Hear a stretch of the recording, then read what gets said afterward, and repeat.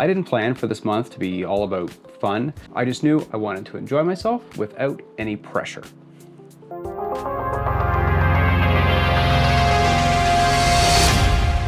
I've made a lot of progress on this layout in the last 8 months, and that's because I usually work in a fairly structured way.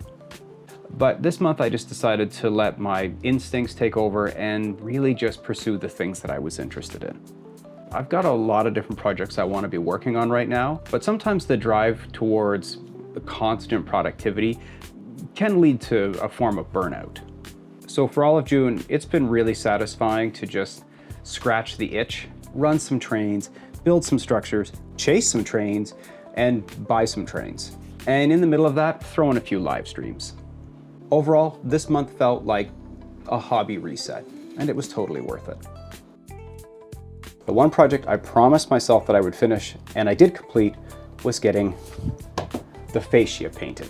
So in the last update, I mentioned that I had the fascia installed, but there was a few more steps I needed to take before I could apply the paint. Because I let the fascia define its own natural curves, there was some gaps between the masonite and the actual sub-road bed and framing. So I used some low expansion foam and filled in all of the gaps and let that cure overnight before I trimmed it back. And in the last update, I mentioned how I had filled all the gaps in the seams and the holes, and I made sure to go back and fill and sand about 2 more times to get as smooth a finish as possible. And so the next step was, of course, paint. Now, in a conversation I had with a bunch of different members, we talked about different paint colors, and there was a lot of great options. I debated between a black or a clean gray, but I decided to go with something with a little more character. One of my members suggested a Soviet-era industrial green, and ultimately that idea stuck. And that color is known as watercress. Now, I went to the paint store and did my best to match the color using available tints, and I landed on this color, which turns out to be called 4-leaf clover. I gave the fascia one final sand. I went over any of the areas that had filler, and I brushed on a few light coats of paint so that there wouldn't be a difference in the absorption between the masonite and the drywall compound. After that, I applied 3 separate coats of the 4-leaf clover with a small 4-inch roller.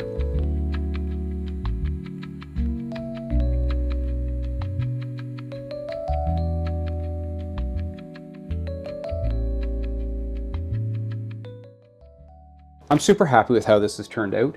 I would have never thought I would have gone for this sort of quirky color, but I know that it fits the theme of the layout.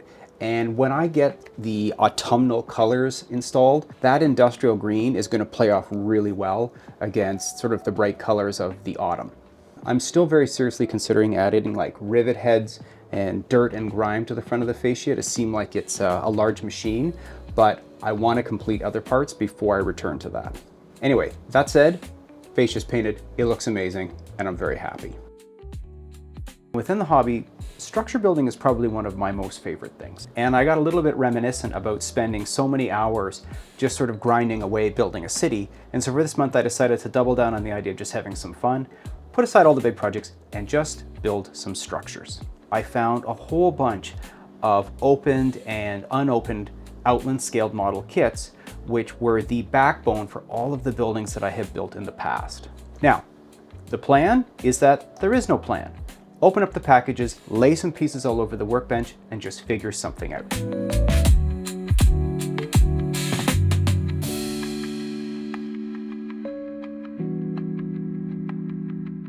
And so over the last 30 days, I put together the city that you see behind me here. The structures are not complete. They are at all different stages of development. I just simply go through the pieces and I start matching walls with different foundations and bases, and I am just making it up as I go along. This is the reason I really love kit bashing.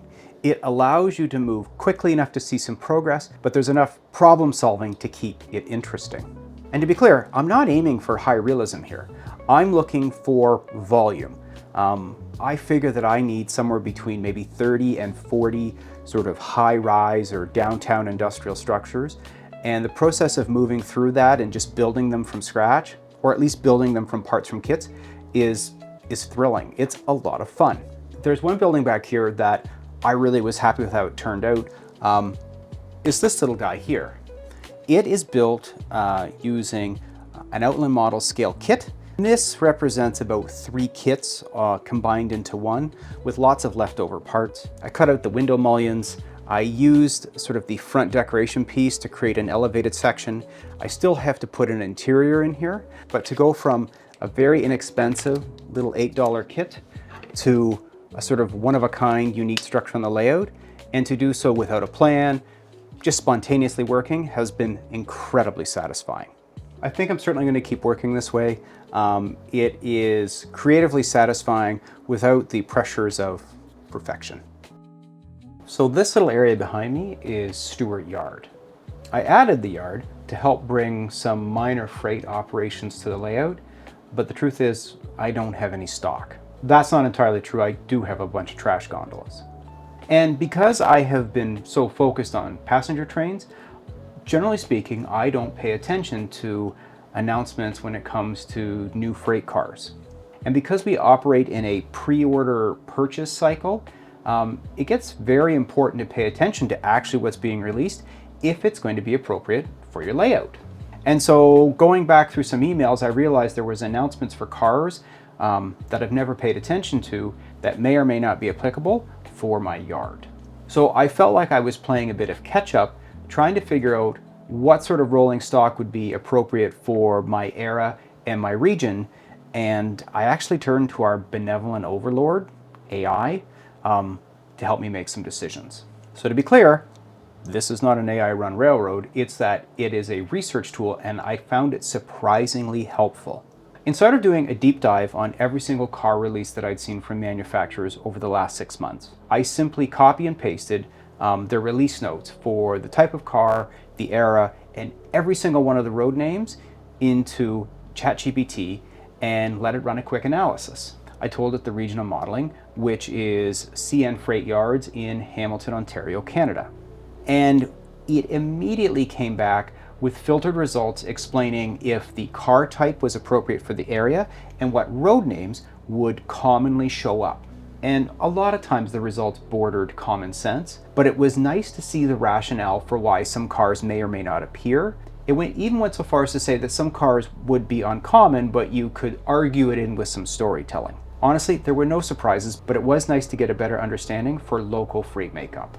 So again, embracing the theme of fun, I realized it had been quite some time since I last went train spotting. So I decided to make a trip down to Bayview Junction, which is in Burlington, Ontario. I had never been to Bayview Junction before. It is a very popular train spotting place. I haven't simply been there because I typically hang out around the passenger stations or passenger yards because I'm looking to capture images of the equipment that I model. Bayview Junction is an excellent train spotting for both passenger and freight operations because it captures east and westbound trains coming not only from Hamilton all the way through to Niagara Falls, but also Windsor-bound trains, which means that you'll get a combination of CN freight operations as well as Via Rail and GO Transit.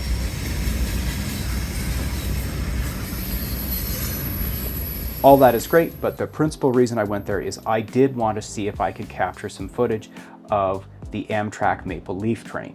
Hunting down the Maple Leaf, I realized that I had a confused mind's eye when it came to where I thought Niagara Falls and New York was.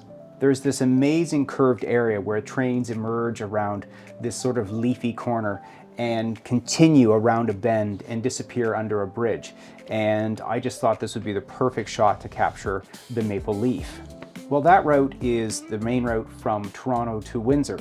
And that's not where the Maple Leaf travels. It travels to Niagara Falls and to New York. And so patiently waiting for the train to make the bend, I could hear it in the distance. I was all set up and realized as it slowly made its way towards me that it would not be taking the diverging track to Windsor. It was going to carry on straight through to Niagara Falls. So I clumsily had to spin around and try to capture the footage that I could in order to see it passing by.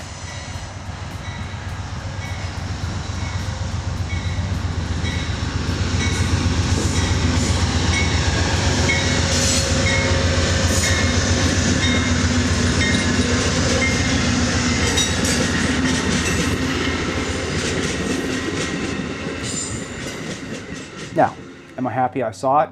Absolutely. Am I disappointed I don't understand where New York is? That is an embarrassing moment. However, it did make me realize that on the railroad here, I do have an option to sort of create either a dual purpose platform for regional GO Transit and now an Amtrak Maple Leaf train, or I can let the train just sort of carry on towards some of the sidings for Stewart Yard, as that potentially represents New York off the layout. Now, one of the other great things about standing there and doing the train spotting was the list of cars that I had generated, the AI filtered list of cars that I thought might be appropriate for the layout.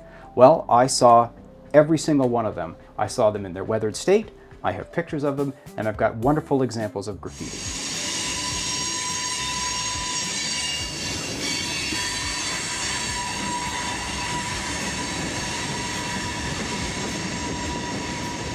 So I now had visual confirmation of the sort of cars that I want to add to my freight yard, and I made a day trip out to the hobby shop. So what did I pick up? Well, first of all, I picked up a pair of Aurora Miniatures N Scale Greenbrier 755 60 cubic foot plate F box cars.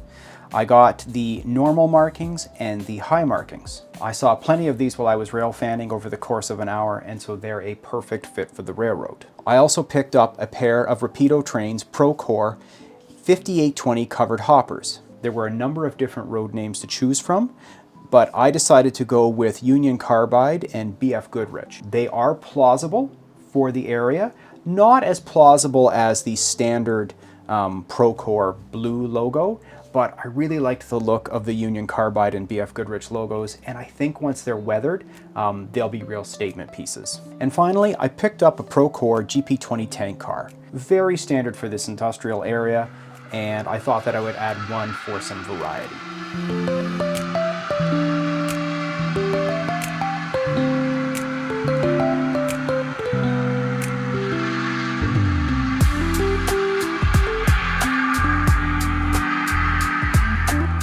I have put off adding weathering to any of my passenger and freight equipment up to this point. I'm a bit hesitant to start wrecking equipment that is rather pricey. So I have a new commitment to myself, which is in the short term, no freight equipment is allowed to touch the rails on this layout until it has been weathered and it has the appropriate graffiti added. And one of the things I want to try to define is a systematic 3 or 4 step method that I can use the same way every time to achieve a very decent result. I already have a process for applying graffiti using stencils, and I'm very happy with how those turn out. So I want to expand on that and just figure out a way to take all of my equipment from new to dystopic. And I'm going to be very sure to document that process every step of the way. So there you have it, the month of June, and the theme was fun. And you know what? It was fun. Some new equipment for the layout, some new buildings for the layout, some new footage for my archives, and finally, some finishing touches on the edging of the layout.